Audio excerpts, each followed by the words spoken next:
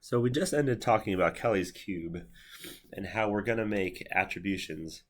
Now the question then becomes, what happens next? So, what happens is we observe a behavior and then we tend to make an attribution. Now this attribution, if it meets the low, low, high or high, high, high of Kelly's cube, it's clear what that is. If it's any other combination, it's unclear. But needless to say, we make an automatic attribution about the person, that the behavior is caused by the person it's themselves, or because of the situation. Now, of those two, the person or the situation, what we tend to do is we tend to make person attributions. And the reason why is because we don't know the entire situation. We'll get to that in just a second. But the question then becomes, okay, how do we change it? So one thing I want you guys to kind of clue in on is this word here, automatic. Remember, we heard about the word automatic before. And remember, we defined that as a low effort social cognitive process. So this is that we want to be lazy, right? This is laziness coming through, this automatic attribution. And then step 2 is, can we change it? Can we change that attribution to be more accurate? And guess what key word should be coming up there? Accuracy, right? That's the human motivation there. And guess what? That is a high effort process. Let's get to how this works. All right. This is Anderson's model. All right. So this is a model devised by Craig Anderson. That was my former advisor in graduate school. Don't worry about this for now. It's just I couldn't get it off the figure. What we care about is this. All right. So these are what he called appraisal and decision boxes. All right. Let's work through this because this is going to be, do we change our attributions, or how do we do it? All right. So let's start here. So the model starts here with the word immediate appraisal. He uses the term appraisal. I think what we're going to do for the sake of everything is scratch out appraisal and write attribution in. All right, so someone behaves a certain way, and we're going to make an immediate attribution. That's another word for saying an automatic attribution, right? Now the question is, so what happens then is, so you make it. So let's say someone that is walking by you in the hallway, and they bump into you, and it hurts. Your automatic attribution is, that person's a jerk. F them. They did it on purpose. All right, it's their fault. They're a jerk. So you're going to make an automatic dispositional or internal attribution. Now, that's step 1. What's going to happen next is this arrow here that says, are resources sufficient? By resources, what we mean is, do we have the time? Do we have the ability? And do we have the motivation? All right, do we have the time, ability, and motivation? Guess what that sounds a lot like? High effort processing. If the answer is no, we don't have the time, the ability, or the motivation. If the answer is no, that's going to lead us to an impulsive action. And this action is this is basically going to be how you act next. So in the example where someone bumps you in the hallway and it hurts and you say, that person's a jerk. If you don't have any resources available, then you're going to go right to this impulsive action. And guess what you're probably going to do? Push him back, call him a name. You're going to do something kind of mean like that. And that behavior, that action, is going to be derived from the attribution that you make. So if you think that person's a jerk and they hurt you on purpose, you're going to hurt them back. All right? Now, here's the thing, though. What if you do have the time, the motivation, and the ability? What happens if you do? The next question then becomes, so this is step 2, I guess. Step 3 is the outcome important and unsatisfying? All right. By outcome, they mean the outcome of the initial attribution that you made. So is it important, and are you happy with it? If you are happy, so you are satisfied, right? So we'll cross that out. If you're happy, you think the person's a jerk, and you're like, yep, that's good for me, then guess what? You're going to engage in, once again, an impulsive action. All right? So if you're like, yep, I'm happy, you call the person, I think the person's a jerk. Sure enough, they deserve it. I think it is. I thought about it. Everything, yeah, they're a jerk. Everything's pointing jerk. impulsive action. You're going to push them back. All right, let's clean some of this up. All right, but what if the answer is you are unsatisfied? You're like, that person's a jerk, but I'm not happy with that. That's going to lead to something called reappraisal. All right, so let me define what reappraisal is. Reappraisal is a cognitive process, and what you're doing in reappraisal is you are actively searching the environment to clarify the situation.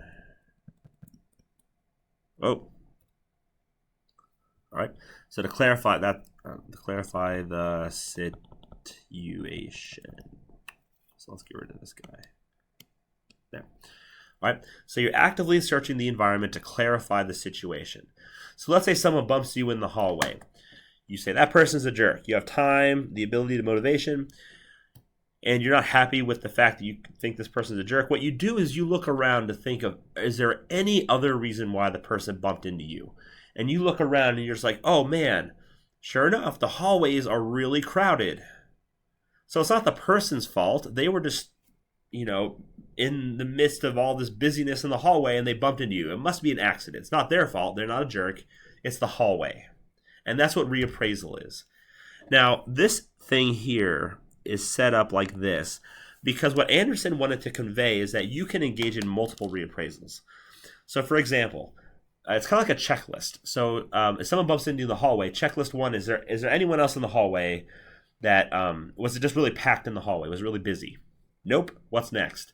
Oh, did someone push them and they bumped into you? That's checklist 2. And if the answer is like, yep, that's it, then you're good. If the answer is nope, then you keep looking until you have exhausted as many possibilities as you need. All right, so you can engage in multiple reappraisals.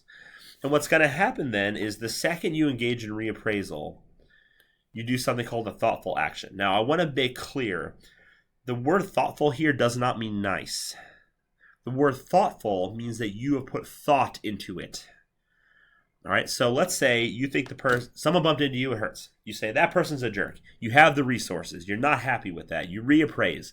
You look around and you do your checklist and you find out, oh my gosh, the hallways are super crowded. All of a sudden now, reappraisal gives you the ability to change your initial attribution from that person's a jerk to the situation. So you change it from the person to the situation. And then you're not going to push them back at all. You're just like, you know what? It was an accident. It's all good. If, however, the same scenario happens, you go through the reappraisal process and there's no other reason why the person bumped into you. They were clearly paying attention. There's no one else in the hallway. It's not crowded. They're not on their phone. There's no other reason that you can think of with why the person bumped you. Guess what? That's when reappraisal fails. If you cannot find an alternative reason why a behavior occurred, your initial attribution stays. And guess what? That initial attribution is now reinforced. And so now your thoughtful action is going to be you push the person back really hard. It's thoughtful because you put thought into it. There's no other reason why the person bumped into you except for they're a jerk. So now you think F them and you push them back hard, or you punch them, or you do something like that. Research has shown and suggested that if you are trying to reappraise and it fails, so you go through your checklist and nothing else explains the behavior, that reappraisal shifts to a word called rumination. Okay, rumination. Gosh. And rumination is where you constantly think about something over and over and over again. And the difference between reappraisal and rumination is rumination, you keep your initial attribution and it's thoughtful. You keep your initial attribution and the behavior that comes from it is thoughtful. Reappraisal is it's still thoughtful, but you change your initial attribution. And that's what makes those two things different. So if reappraisal fails, rumination kicks in, and that's going to be a very good predictor of behavior. All right? This is messy. There's a lot of red on it, so I'm going to go ahead and clean that up real quick. Give me just a second. Oh my. There we go. So this is his model. What you guys need to do is work through Anderson's model and think about how easy or how difficult it is to do this. All the stuff from here that I'm circling here, all of that's high effort processing.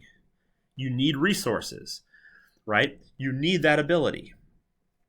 Now, here's the deal. Let's focus on this guy, the immediate attribution, right? So what Ross said, Ross in 1977, he identified something called the FAE. The FAE is an acronym. It stands for the fundamental attribution error. And what the fundamental attribution error is where you, in your initial attribution, the first thing you make, what you do is you underestimate the situation and you overestimate the disposition. So in other words, if someone walks to my class late, everyone is more likely to say that person's lazy. All right? Now, why is that the case? Well, number one is perceptual salience. And the idea here is that we can't see the person's situation. So if someone comes in late to the class, we can't see their life. We don't know what events led up to them coming in late. We don't know anything for that. All right? All we know is that the person showed up late. And because we don't know their life, we don't know the situations that led up to it, we can't see it. And that's what perceptual salience means, is that we can't see it. What we can see is the person coming in late. And that's all we know. And so therefore, we're not likely to give them the benefit of the doubt. Instead, we're just going to say, oh, they're lazy. All right. The second reason is something called the actor-observer difference. And what's going to happen is, for other people's behavior, because we don't know their life, we assume that the dispositions we tend to make are going to be internal, not external. For our own behavior, it's going to be the opposite. All right, so this is specific to failure. So if, let's say you fail a test. Let's say you and your friend both fail a test.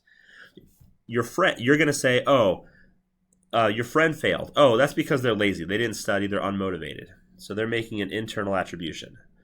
But what if you failed the test? You're not going to say that about yourself. That doesn't make us feel good. Instead, you're going to say, oh, the professor's really hard. His tests are unfair, right? So when you fail, this is the pattern. What happens if you succeed? When you succeed, you tend to switch this. So when you succeed, you tend to think, oh, I passed the test. Yes, because I'm really smart. It's not because the teacher made an easy test. Oh, no. It's because you're just really smart. All right? And the reason why here is because, once again, you know your own situation. You do not know the other people's situations. All right? And the final reason why is something called self-serving attributions. And we do this when self-esteem is threatened. And what's going to happen is we take credit for our successes and we blame others for our failures. All right? So like I said before, with the actor-observer difference, there is a self-serving piece to this that we want to feel good. And if we succeed at something, we're like, oh, it's because we're the best, smartest person thing ever. If we fail, it's the others. So let's say you're an athlete and you have an awesome game. It's because you put in all the effort and the time. But what if it is the other way around? All right, what if you fail? What if you are at the sporting event and you just don't do well? It's the refs. It's the other team. The other player had it out for me. The refs didn't call all the calls they needed to call, right? And that's going to be the externalness of those attributions that you're making. All right? And remember, let's big picture this thing again. The FAE, the fundamental attribution error, that is this thing right here. The fundamental attribution error occurs in the immediate appraisal. We tend to be wrong about the initial appraisal that we make. We think that person's a jerk. You don't know that. You don't know their situation. That could be the fundamental attribution error coming into play, right? You think the person's a jerk. You don't know their situation. You don't know what's going on. Maybe the person was in a hurry and they didn't see you. Maybe you're really short and they're really tall. But you don't think about that at all. Instead, we make this attribution and it influences our judgments later. And that's the end of this particular unit.